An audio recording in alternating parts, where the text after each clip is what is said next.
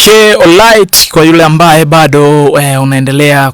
kuitazama Dream Up TV kutoka pale mjini YouTube, bila kusahau Instagram. Leo hii katika Flavor Zone nakuletea msanii fulani hivi wa Bongo Flava ambaye anaitwa Mbosso Khan, na baada ya Mbosso Khan kutoka WCB alikuwa na kaukimya fulani hivi, na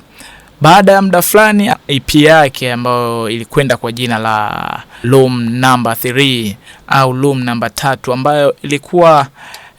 ina ngoma 7 hivi, ambao katika ngoma hizo ya kwanza ikiwa ni Power, lakini ya pili ikiwa ni nusu saa, ya tatu nikiitwa tena,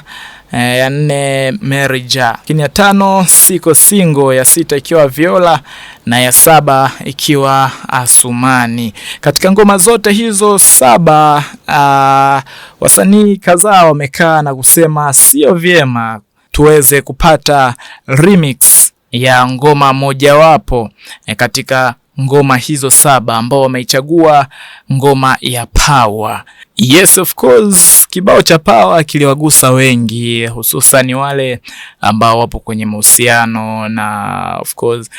wengi wadada nini, kimewagusa watu wengi, na hivyo pia katika remix ni nzuri zaidi, kimekuwa vizuri. Shout out sana kwa mwanangu Mbosso pale, umeua zaidi,